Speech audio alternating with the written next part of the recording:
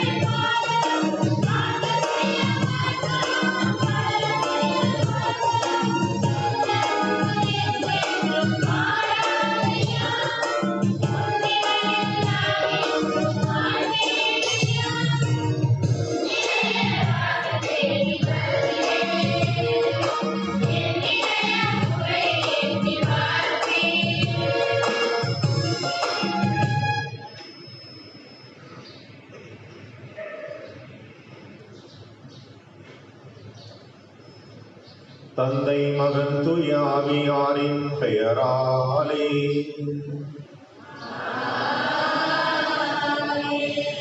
நம் ஆண்டவராகிய இயேசு கிறிஸ்துவின் அருளும் கடவுளின் அன்பும் தூய ஆவியாரின் நட்புறவும் உங்கள் அனைவரோடும் இருப்பதாக.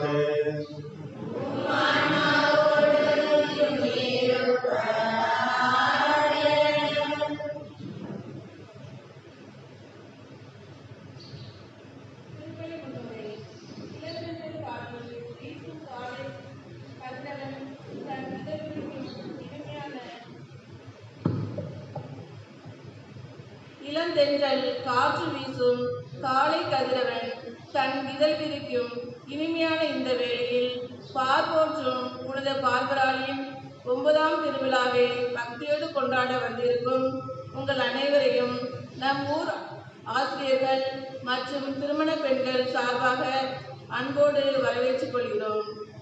மனிதத்தின் நிறைவே புனிதம் என்ற வாக்கிற்கு இணங்க நம் புனிதர்கள் அனைவரும் மனித உறவில் பிறந்து வளர்ந்து தம் வாழ்வை இறைவன் காட்டிய வழியில் பாவ வாழ்வை துறந்து புண்ணிய வழியில் வாழ்ந்தவர்கள், செந்நிற குருதி சிந்தி வேத சாட்சியாக மறைந்தவர்கள். அவ்வண்ணமே வாழ்வில் புனிதை தம் அன்னையும் இறைமகன் மீது கொண்ட விடாப்பிடியான நம்பிக்கை தான் இன்று பார்பரமாலை நமக்கு எல்லா பாதுகாவலையாகவும் புனிதையாகவும் அளித்துள்ளது. நம் அன்னையை போன்று நாமும் சற்றும் குறையாத நம்பிக்கையோடு மனிதத்தில் புனிதம் என்ற வாக்கினை நினைவில் கொண்டு புனிதனாக வாழாவிட்டாலும் பாவங்கள் துறந்து நாங்கள் மனிதனாக வாழ முயற்சி வேண்டி திருப்பலியில் இணைந்து மன்றாடுவோம்.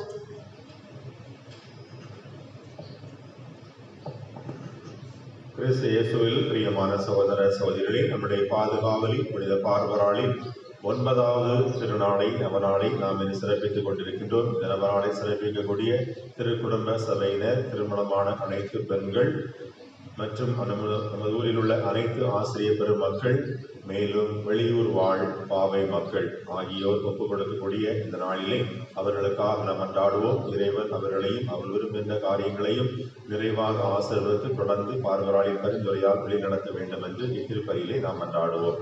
குறிப்பாக இந்த திருப்பலியிலே இன்று தனது பிறந்த நாளை 6வது பிறந்த நாளை கொண்டாடக்கூடிய பார்வின் அவரை பிறந்தநாள் நன்றியாகவும், மேலும் மெக்கேல் அருள் செல்வன் பிறந்தநாள் நன்றியாகவும் அவரை நிறைவாக ஆசீர்வதிக்க வேண்டும் என்றும், மேலும் ஜெயபாலன், ரஜினா ஆகியோரின் குடும்ப நன்றியாகவும், குடும்ப நலனுக்காகவும், பிள்ளைகளின் ஆரோக்கியம், பேர பிள்ளைகளின் நல்ல கல்வி வளர்ச்சிற்காகவும், மேலும் சார்லஸ் பிராங்க்லின் இவர்களின் குடும்ப நன்றியாகவும், குடும்ப நலனுக்காகவும், தொழில் வளர்ச்சிக்காகவும், மேலும் பிரான்சிஸ் செல்வ லீலா இவர்களின் குடும்ப நன்றியாகவும், குடும்ப நலனுக்காகவும், அவருடைய மகன் மிக்கேல் ராஜாவுக்கு திருமண வரம் விரைவிலே கூட வேண்டும் என்றும் இறைவனின் அருள் வேண்டி ஒப்புக் கொடுக்கப்படுகிறது. இந்த கருத்துக்களோடு நம்முடைய தனிப்பட்ட தேவைகளையும் ஆண்டவரின் பாதத்தில் நிச்சயமாக பெற்றுக்கொள்ளும் என்ற நம்பிக்கையின் அடிப்படையிலே இத்திருப்பலியை நாம் பங்கெடுப்போம்.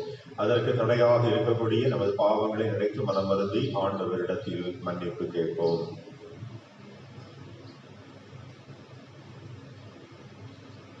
எல்லாமல்ல இறைவனிடமும்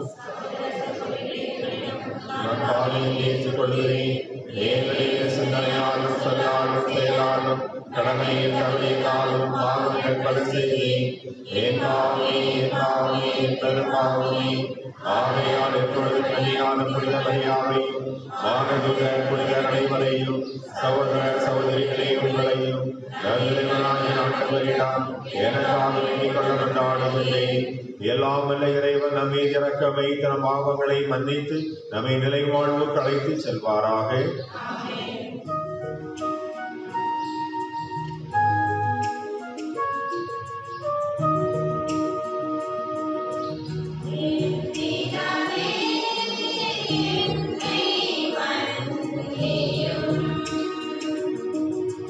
Yeah.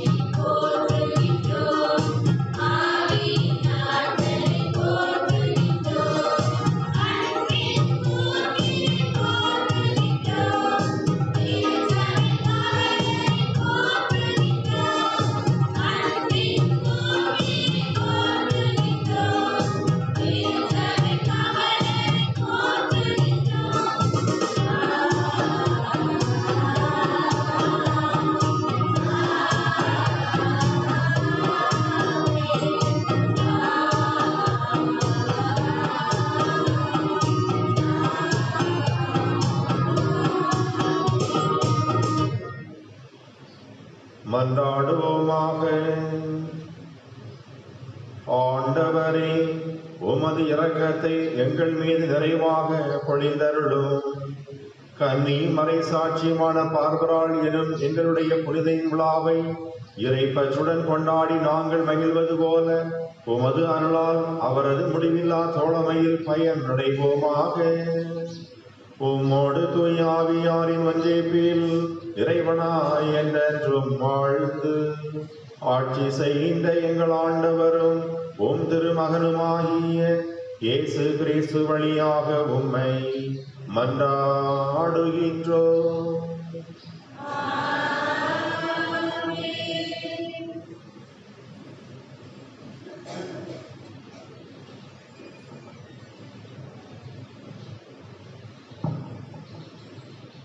பணம், பதவி என்பது ஒரு மனிதனின் வாழ்வை முழுமை பெற செய்யாது.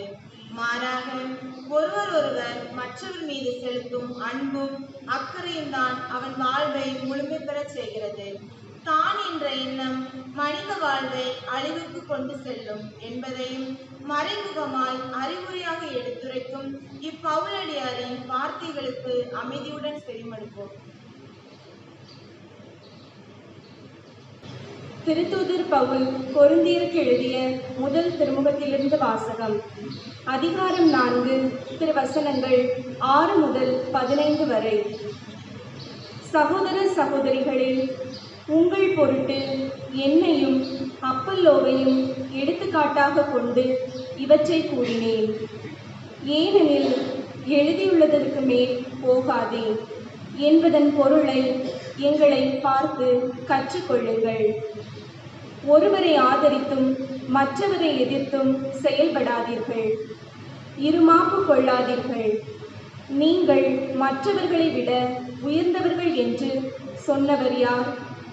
உங்களிடம் உள்ள அனைத்தும் நீங்கள் பெற்றுக்கொண்டவைதானே. பெற்றுக்கொண்டும் பெற்றுக்கொள்ளாதது போல் பெருமை பாராட்டுவது ஏன்? தேவையானவற்றையெல்லாம் ஏற்கனவே பெற்றுவிட்டீர்களே. ஏற்கனவே செல்வங்களாகிவிட்டீர்களோ?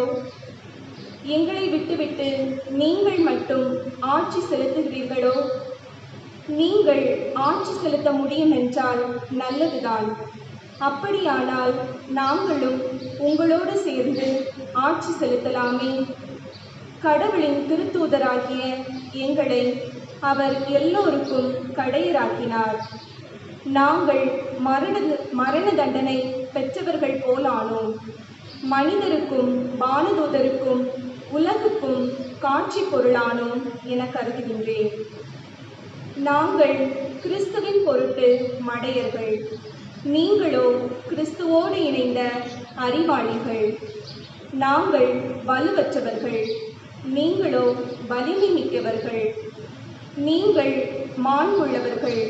நாங்களோ மதிப்பற்றவர்கள். இந்நேரம் வரை பட்டினியோடும் தாகத்தோடும் ஆடையின்றியும் இருக்கின்றோம். அடிக்கப்படுகிறோம். நாடோடிகளாய் இருக்கிறோம். எங்கள் கைகளால் பாடுபட்டு உழைக்கிறோம். பழிக்கப்படும் போது ஆசி கூறுகிறோம். துன்புறுத்தப்படும் பொழுது பொறுத்து கொள்கிறோம். அவமதிக்கப்படும் போதும் கனிவாக பேசுகிறோம். நாங்கள் உலகத்தின் குப்பை போல் ஆனோம். இதுவரை அனைத்திலும் கழிவு பொருட்கள் என கருதப்பட்டு வருகிறோம். உங்களை வெட்கமடைய செய்ய நான் இவற்றை எழுதவில்லை. நீங்கள் என் அன்பார்ந்த பிள்ளைகளென எண்ணி உங்களுக்கு அறிவு புகட்டவே இவற்றை எழுதுகிறேன். கிறிஸ்துவை சார்ந்த உங்களுக்கு ஆசிரியர்கள் பல்லாயிரம் இருக்கலாம், ஆனால் தந்தையர் பலர் இல்லை. நற்செய்தி வழியாக நான் உங்களை கிறிஸ்தவர்களாக ஈன்றெடுத்தேன். ஆண்டவரின் அருள்வாக்கு.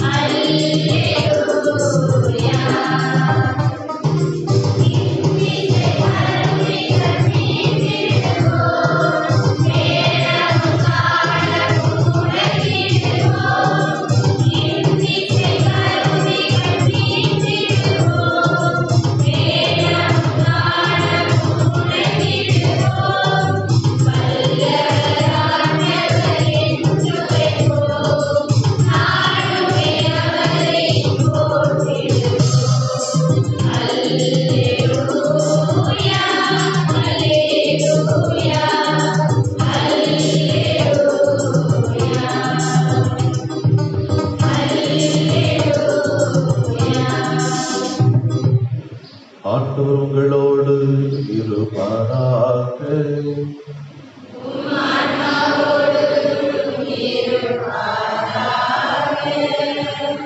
லூக்கா எழுதிய நற்செய்தியிலிருந்து வாசகம்.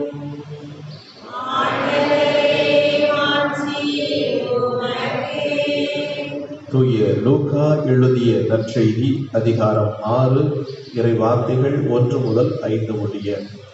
லூக்கா எழுதிய நற்செய்தி 6வது அதிகாரம் 1 முதல் 5 முடிய இறை வார்த்தைகள். ஓர் ஓய்வு நாளில் இயேசு வயல் வழியே செல்ல நேர்ந்தது. அவருடைய சீடர் கதிர்களை கொய்து கைகளினால் கசக்கி தின்றனர். பரிசேயருள் சிலர், ஓய்வு நாளில் செய்யக்கூடாததை நீங்கள் செய்வதேன் என்று கேட்டனர். அதற்கு இயேசு மறுமொழியாக, தாமும் தம்முடன் இருந்தவர்களும் பசியாய் இருந்தபோது தாவீது செய்ததை குறித்து நீங்கள் வாசித்தது இல்லையா? அவர் இறை இல்லத்திற்குள் சென்று குருக்கள் மட்டுமே அன்றி வேறு எவரும் உண்ணக்கூடாத அர்ப்பண அப்பங்களை எடுத்து தாம் உண்டதும் அன்றி தம்மோடு இருந்தவர்களுக்கும் கொடுத்தார் அல்லவா என்று கூறினார். மேலும் அவர்களிடம், ஓய்வு நாளும் மானிட மகனுக்கு கட்டுப்பட்டதே என்றார். ஆண்டவரின் அருள்வாக்கு.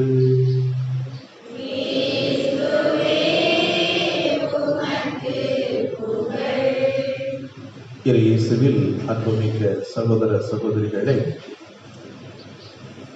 பல்வேறு சமயங்களில் சில காரியங்களை நாம் ஏன் செய்கிறோம், எதற்கு செய்கிறோம் என்பது குறித்து கூட தெரியாமல் பல்வேறு பழக்க வழக்கங்களை நாம் கடைபிடித்துக் கொண்டிருக்கின்றோம்.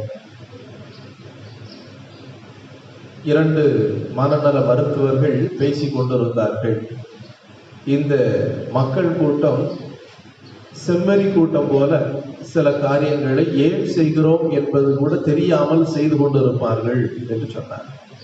இன்னொருவர் சொன்னார், எப்படி சொல்லுகிறீர்கள், வேண்டுமென்றால் பரிசோதித்து பார்க்கலாம் என்று சொல்லி அவரிடத்தில் சொன்னார். அடுத்த நோயாளி வருகின்ற பொழுது, நீங்கள் ஒரு நோயாளி போல என்னிடத்தில் வாருங்கள், செல்லுகின்ற பொழுது என்னுடைய காலை தொட்டு கும்பிட்டு விட்டு அதன் பிறகு எனக்கு ஒரு 100 ரூபாய் தந்துவிட்டு செல்லுங்கள், பிறகு என்ன நடக்கு என்று பார்க்கலாம் என்று சொன்னார். அதுபோலவே அடுத்த நோயாளி வருகின்ற பொழுது இவர் அந்த மனநல மருத்துவருடைய காலை தொட்டு கும்பிட்டு விட்டு 100 ரூபாய் கையில கொடுத்து விட்டு சென்று விட்டார்.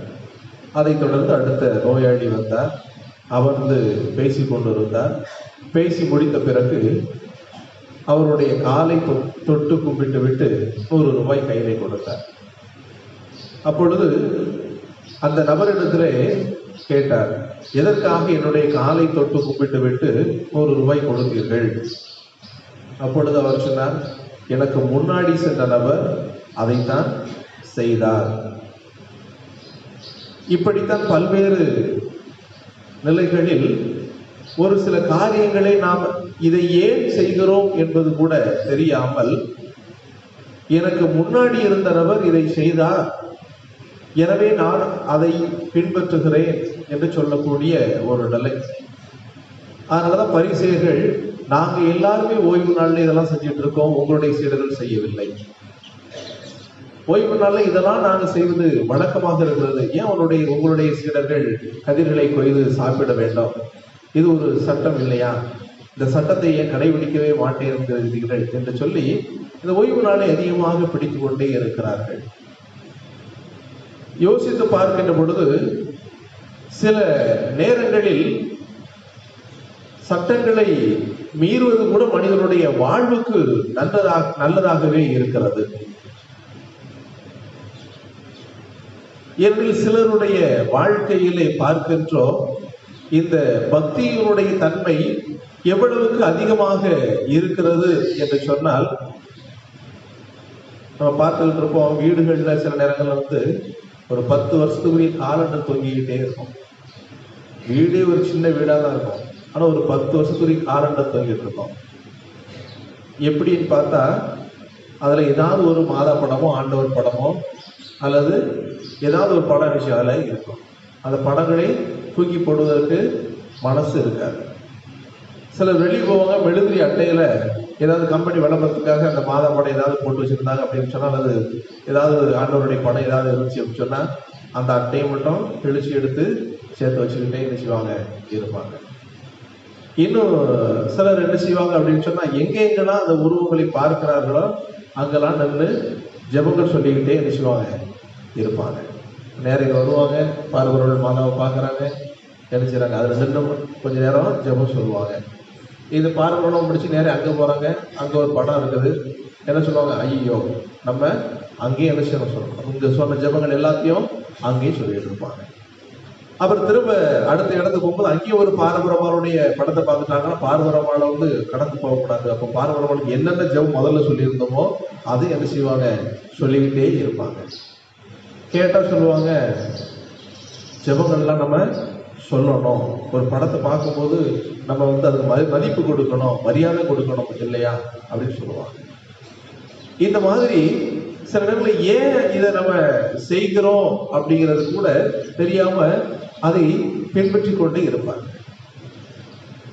இவ்வாறு செய்வதனால என்ன பிரச்சனை? ரொம்ப பக்தியாக இருக்கிறாங்க அப்படின்னு எல்லாருமே நினைப்பாங்க, நல்லதுதான். ஆனா கோயிலுக்கு வந்துட்டு அடுத்து உடனடியாக வீட்டுக்கு போய் மற்ற வேலைகளை பார்ப்பதற்கு பதிலாக, நான் பார்வரமால அங்கே பார்த்தேன், ஜெபம் சொன்னேன், போகும்போது அங்கேயும் பார்வரமா இருக்கிறாங்க, அவங்களுக்கு சொல்லலை அப்படின்னு சொன்னா என்ன ஆகும்? அவங்க எதுவும் கோவிச்சிடக்கூடாது. அப்போ அதுல என்ன சொல்ல வேண்டியது இருக்குது. மணிக்கணக்காக இங்கே இருந்து விட்டு திரும்ப நம்ம வீட்டுக்கு போறோம் அப்படின்னு சொன்னா, அது காலையில பிரேக்ஃபாஸ்ட் மத்தியானம் லஞ்சுக்கு தான் போய் சேர முடியும். அன்னைக்கு உள்ள வேலைகள். அப்போ சில நேரங்களில் மறைவுகள் சொல்லுவாங்க, கடவுளுக்கு முக்கியத்துவம் கொடுங்கள், மற்றெல்லாம் கடவுள் பார்த்துக்கிடுவாரு அப்படின்னு சொல்லும்போது இவங்க என்ன செய்வாங்க, அதையும் சொல்லுவாங்க, கடவுள் பார்த்துக்கிடுவாரு, கடவுளுக்காகத்தான் அதை நாடு செலவழிச்சிருக்கோம், வேலை சாப்பாடு கடவுள் பார்த்துக்கிடுவாரு. அப்போ இப்படி நாம சில விஷயங்களை ஏன் செய்கிறோம், எதுக்கு செய்கிறோம் என்பது கூட சிந்திக்காமல், தெரியாமல், இது செய்வது சரியா தவறா என்பதை கூட உணராமல், நாம இது நமக்கு சரி, தனக்கு எது சரி என்று படுகிறதோ அது. ஏன்னா பக்தினா இப்படிதான் இருக்கணும்னு சொல்லி இருந்திருக்கிறாங்க. இது ஒரு கடமை அப்படின்னு சொல்லி தந்திருக்கிறாங்க, இதெல்லாம் செய்யணும்னு சொல்லி தந்திருக்கிறாங்க. செய்யலாம், சரி, ஒரு முறை செய்யலாம். ஆனா அதை கண்டிப்பாக திரும்ப திரும்ப செய்ய வேண்டும் என்று சொன்னால் அப்ப அது நம்முடைய வாழ்க்கையை பாதிக்கின்ற பொழுது, எப்பொழுது ஒரு செயல்பாடு நம்மளுடைய அன்றாட வாழ்க்கையை பாதிக்க ஆரம்பித்து விட்டதோ அப்பொழுது அந்த நபர் ஒரு நார்மலான மனிதராக இல்லை என்று அர்த்தம். நார்மலான மனிதர் அப்படிங்கும்போது வழக்கமா செய்யக்கூடிய செயல்பாடுகள் இல்லை.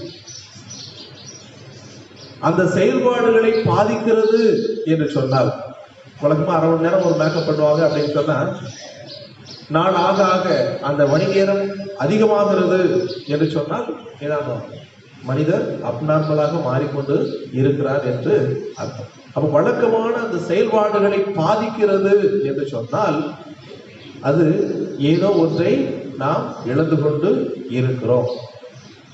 அதே போலதான் இது ஓய்வு நாளை மீறக்கூடிய ஒரு செயல்பாடுகள். ஓய்வு நாள்ல இதை செய்யணும், சரி, ஆனால் அது மனிதர்களுடைய உறவையோ அல்லது மனிதனுடைய மகிழ்ச்சியையோ பிற மனிதருக்கு செலுத்தக்கூடிய அன்பையோ பாதிக்கிறது என்று சொன்னால் அந்த செயல்பாடு ஒரு தவறான ஒரு செயல்பாடாகவே இருந்து விடுகிறது.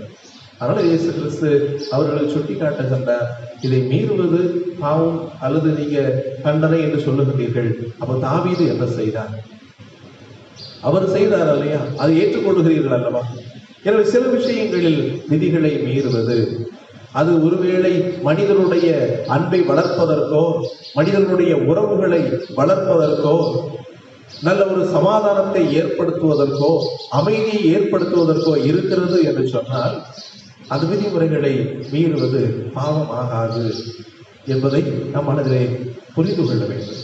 எதற்காக செய்கிறோம் என்பதை உணர்ந்து கொள்ள வேண்டும். நம்முடைய பார்வரமானுடைய வாழ்விலும் கூட நாம் பார்க்கின்றோம், பார்வரான் கேள்வி கேட்கிறார், நீங்கள் வழிபடுகின்ற முறை தவறு, நீங்கள் வழிபடுகின்ற கடவுள் தவறு என்று கேள்வியில் கேட்கிறார்.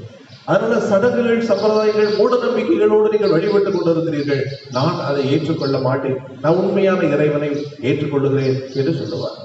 ஏன்னா சில விஷயங்களை செய்கிறோம் அப்படின்னு சொன்னால் பார்வரமாள் சிந்தித்து தெளிவாக ஏன் இதை செய்கிறோம் என்பதை தெரிந்து அது தவறு என்று சொன்னால் அதை நான் செய்யாமல் உண்மையான இறைவனுக்கு எதை செய்ய வேண்டுமோ அதை செய்ய வேண்டும் என்று உணர்ந்தது போல நாமும் செய்கின்ற காரியங்களை சிந்தித்து தேர்ந்த தெளிவோடு செயல்படுத்த அருள் வேண்டி திருப்பலியிலே மன்றாடுவோம். ஆண்டவர் எழுதுவது நம்முடைய தேவைகளை நாம் ஆண்டவரிடத்திலே எடுத்து சொல்லி மன்றாடுவோம்.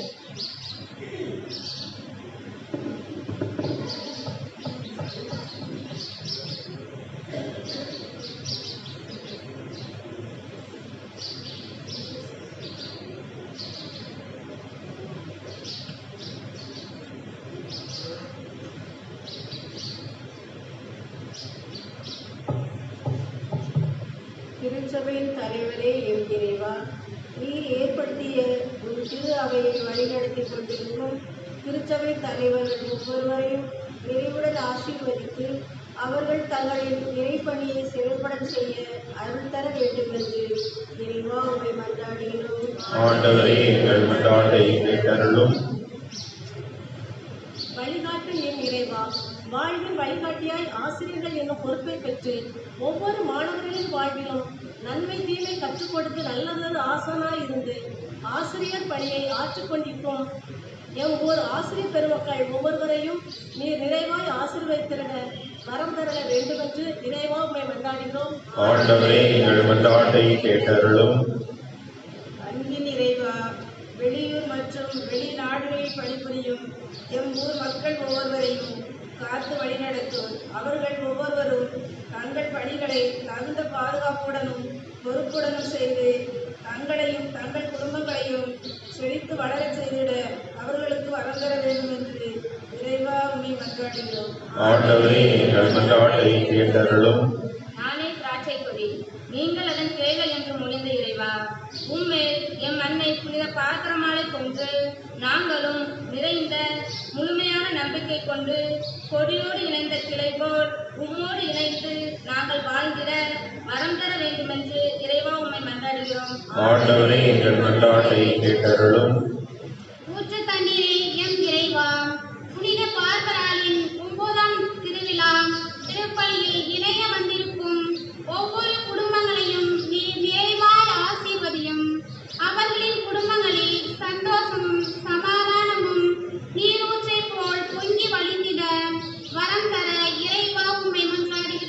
ஆண்டவரே, எங்கள் மன்றாட்டை கேட்டருளும். நம்முடைய தனிப்பட்ட தேவைகளுக்காக சிறிது நேரம் அமைதியாக மன்றாடுவோம்.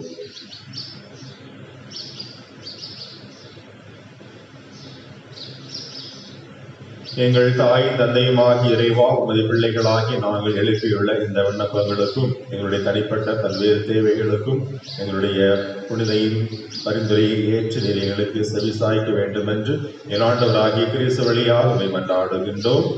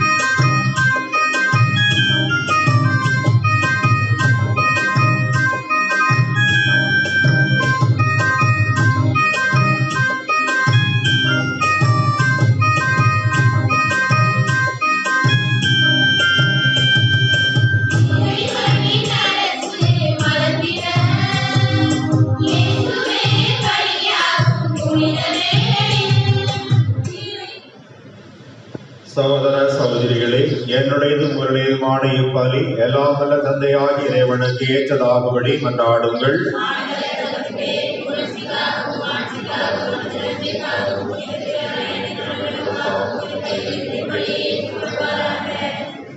ஆண்டவரே, கன்னி மறை சாட்சியமான பார்வரால் என்னும் புனிதையின் நினைவு கொண்டாட்டத்தில் உமது வியத்தகு படிப்பினைகளால் நாங்கள் இக்காணிக்கைகளை உமக்கு ஒப்புடன் ஒப்பு கொடுக்கின்றோம். அவருடைய பேருபயன்கள் உமக்கு உகந்தவையாயிருந்தது போல கடமை உணர்வுடைய எங்கள் ஊழியமும் உமக்கு ஏற்புள்ளதாயிருக்க அருள் புரிவீராக. எங்கள் ஆண்டவராகிய கிறிஸ்து வழியாக உம்மை மன்றாடுகின்றோம். ஆண்டவர் உங்களோடு இருப்பாராக.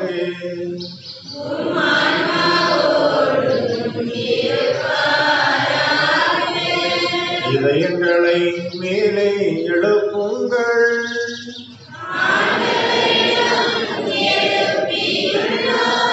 நம் இறைவனாகிய ஆண்டவருக்கு நன்றி கூறுவோம்.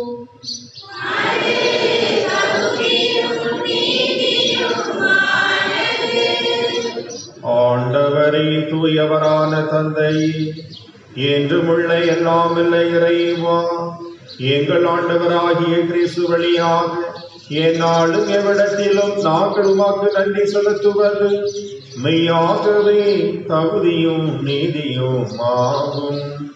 எங்கள் கடமையும் மீட்புக்குரிய செயலுமாகும்.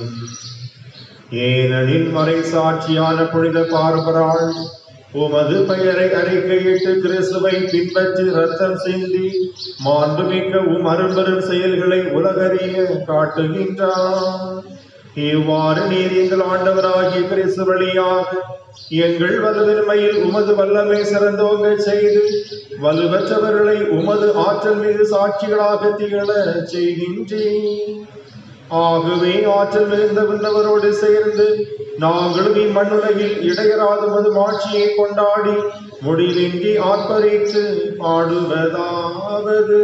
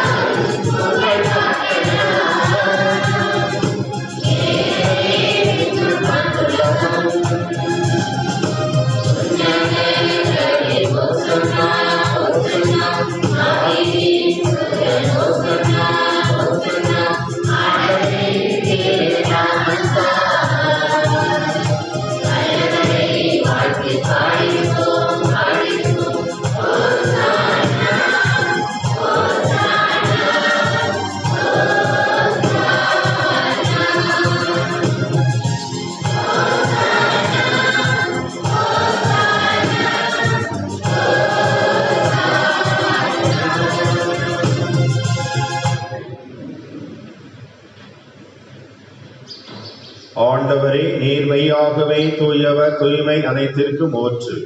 ஆகவே உம்முடைய ஆவியை பொழிந்து இக்காணிக்கைகளை தூய்மைப்படுத்த உம்மை வேண்டுகின்றோம். இவ்வாறு எங்கள் ஆண்டவர் இயேசு கிறிஸ்துவின் உடலும் இரத்தமுமாக எங்களுக்கு இவை மாறுவனவாக. அவர் பாடுபட உளங்கணிந்து தம்மை கையளித்த போது அப்பத்தை எடுத்து நன்றி செலுத்தி அதை பிட்டு தம் சீடர்களுக்கு அளித்து அவர் கூறியதாவது: அனைவரும் இதிலிருந்து பெற்று உண்ணுங்கள், ஏனெனில் இது உங்களுக்காக கையளிக்கப்படும் என் உடல்.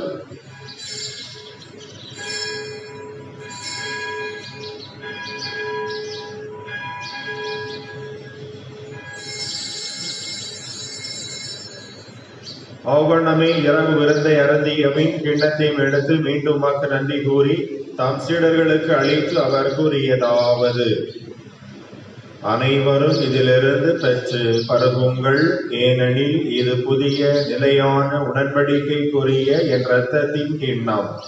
இது பாவ மன்னிப்புக்கென்று உங்களுக்காகவும் பலருக்காகவும் சிந்தப்படும். இதை என் நினைவாக செய்யுங்கள்.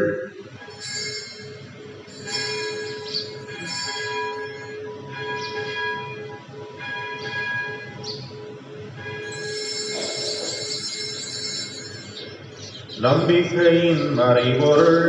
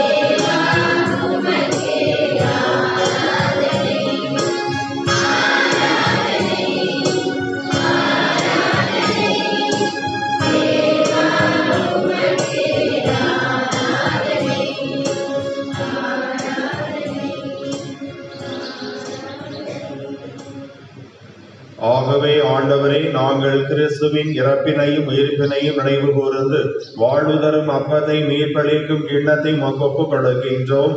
ஓம் திருமணின்று உமக்கு ஊழியம் புரிய தகுந்தவர்கள் என எங்களை ஏற்றுக்கொண்டீர். எனவே உமக்கு நன்றி செலுத்துகின்றோம். மேலும் கிறிஸ்துவின் உடலிலும் இரத்தத்திலும் பங்கு கொள்ளும் எங்களை தூய் ஆவியார் ஒன்று சேர்க்க வேண்டுமென உமை தாழ்மையுடன் மன்றாடுகின்றோம். ஆண்டவரே, உலகெங்கும் பரவி இருக்கும் அது திரு அவையை நினைவு கூர்ந்தருளும். எங்கள் திருத்தந்தை பிரான்சிஸ், எங்கள் ஆயர் ஸ்டீபன், எல்லா திருநிலையினர், குறிப்பாக எங்களுடைய பாதுகாவலி, என்னுடைய செல்ல மகளுமான புனித பார்வராளி 9வது திருநாளின் நவநாள் திருப்பலியை சிறப்பிக்கக்கூடிய திருக்குடும்ப சபையினர், திருமணமான பெண்கள், அனைத்து ஆசிரியர் பெருமக்கள் மற்றும் வெளியூர், வெளிநாடு, வெளி மாநிலத்தில் வசிக்கக்கூடிய பாவை நகர் சொந்தங்கள் ஆகிய அனைவரோடும் நாங்கள் உமக்கு இந்த நன்றி பலியை செலுத்துகின்றோம். மேலும் இன்று தங்களது பிறந்த நாளை கொண்டாடக்கூடிய மது பிள்ளைகள் மிக்கேல், அருள் செல்வன், பார்வின் அவர்களோடும், மேல் நன்றி பலியை செலுத்தக்கூடிய ஜெயபாலன், ரெஜினா, மேலும் சார்லஸ், பிராங்க்லின், மேலும் பிரான்சிஸ், செல்வலீலா, மிக்கேல் ராஜா ஆகிய அனைவரோடும் உமது திரு அவை அன்பில் நிறைவு பெற செய்தருளும். மேலும் உயிர்த்தெழும் எதிர்நோக்குடன் தொழில் கொள்ளும் எங்கள் சகோதரர் சகோதரிகளையும் இறந்தோர் அனைவரையும் இரக்கத்துடன் நினைவு கூர்ந்து உமது திருமுக ஒளியினுள் ஏற்றருளும். எங்கள் அனைவர் மீதும் இரக்கமாயிரும். கடவுளின் கன்னித்தாயான புனித மரியா, அவருடைய கணவரான புனித யோசேப்பு, புனித திருத்துதர்கள், இவ்வுலகில் மக்கு உகந்தவராய் இருந்தோர் ஆகிய புனிதர் அனைவருடனும் நாங்கள் நிலை வாழ்வில் பங்கு கொள்ளும் தகுதி பெற்று உம் திருமகன் இயேசு கிறிஸ்து வழியாக உம்மை புகழ்ந்தீத்தும் வரம் அருள உம்மை மன்றாடுகின்றோம்.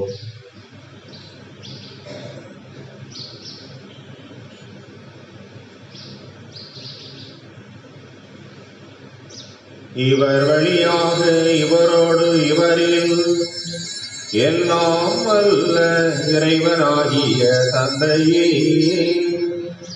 தூய ஆவியாரின் ஒன்றிப்பில் எல்லா புகழும் ஆட்சியும் என்றென்றும் உமக்கு உரியதே.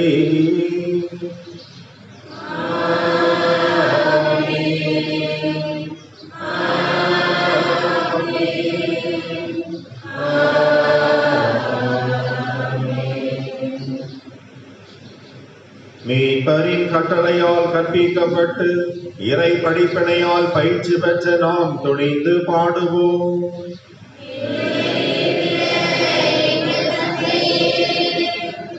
உமது பெயர் தூயது எனப் போற்றப்படுக. உமது ஆட்சி வருக. உமது திருவுளம் விண்ணுலகில் நிறைவேறுவது போல மண்ணுலகிலும் நிறைவேறுக. எங்கள் அன்றாட உணவை இன்று எங்களுக்கு தாரும். எங்களுக்கு எதிராக குற்றம் செய்வோரை நாங்கள் மன்னிப்பது போல எங்கள் குற்றங்களை மன்னியும். எங்களை சோதனைக்கு உட்படுத்தாதேயும். தீமையிலிருந்து எங்களை விடுவித்தருளும். ஆண்டவரே இயேசு கிறிஸ்துவே, அமைதியை உங்களுக்கு விட்டு செல்கின்றேன், என் அமைதியையே உங்களுக்கு அளிக்கின்றேன் என்றும் திருத்தூதர்களுக்கு மொழிந்தீரே. எங்கள் பாவங்களை பாராமல் உமது திரு அவை நம்பிக்கையை கண்ணோக்கி உமது திருவுளத்திற்கு ஏற்பதற்கு அமைதியின் ஒற்றுமையும் அளித்தருள்வீராக. என்றென்று வாழ்ந்து ஆட்சி செய்கின்றவர் நீரே. ஆண்டவருடைய அமைதி உங்கள் அனைவரோடும் இருப்பதாக.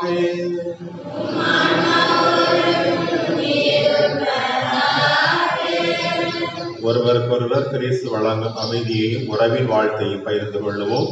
சமாதானம்.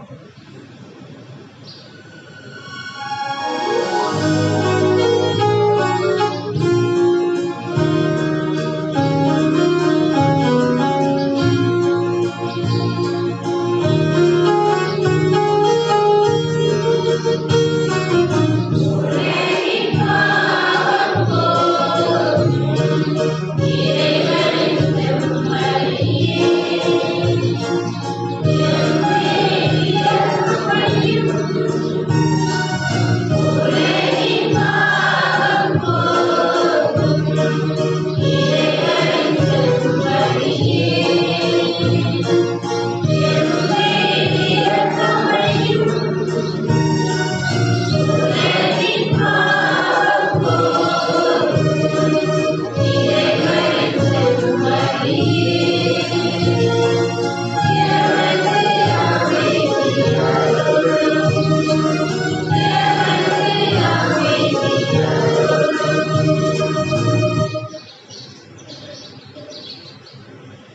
இதோ இறைவனின் செம்மறி, இதோ உலகின் பாவங்களை போக்குகின்றவர், செம்மறியின் விருந்துக்கு அழைக்கப்பட்டோர் பேறு பெற்றோர்.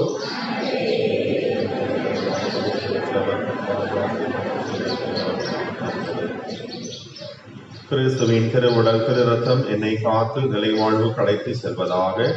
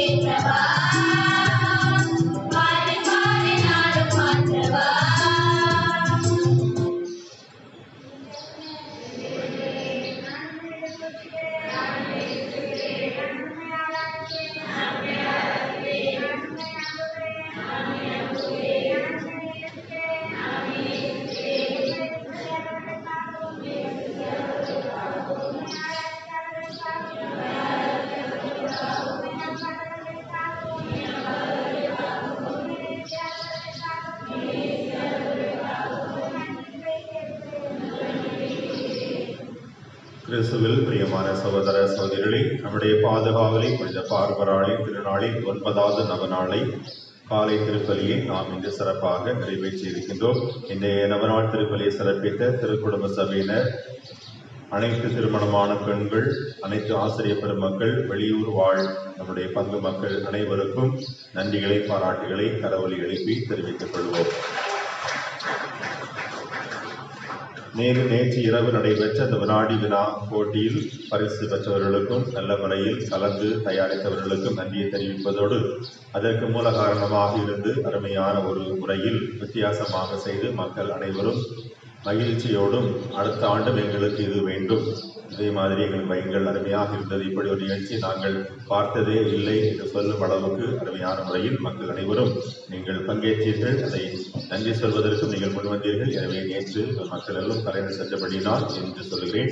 அதற்கு முழுக்க அருள் தந்தை அருள் பிரபாகர் அவர்கள் தான் முழு முயற்சி எடுத்து செய்து கொண்டிருந்தார்கள். எனவே உங்கள் அனைவர் சார்பாகவும் தந்தை அவர்களுக்கு நன்றிகளை பாராட்டுகளை கடவுளுக்கு தெரிவித்துக் கொள்வோம். அனைவரும் எழுந்து ஆண்டவருக்கு நன்றி செலுத்துவோம்.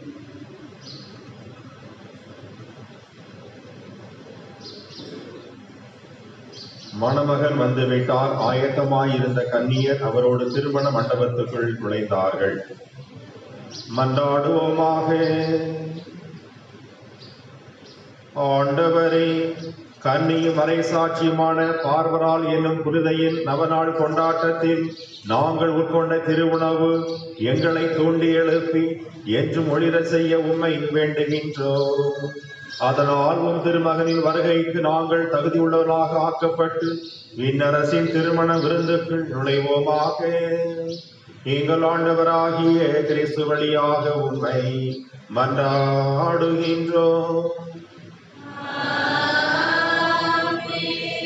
ஆண்டவர் உங்களோடு இருப்பாராக.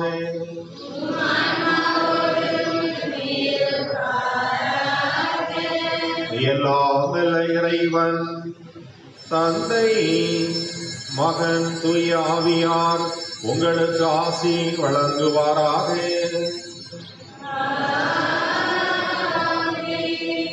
சென்று வாருங்கள், திருப்பலி நிறைவேறிற்று.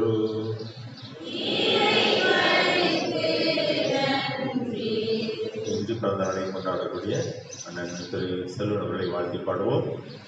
Happy birthday to you. Happy birthday to you. Happy birthday to you, Selvan. Happy birthday to you. May God bless you, dear. May God bless you, dear. May God bless you, dear Salvana. May God bless you, dear. All together, God bless you.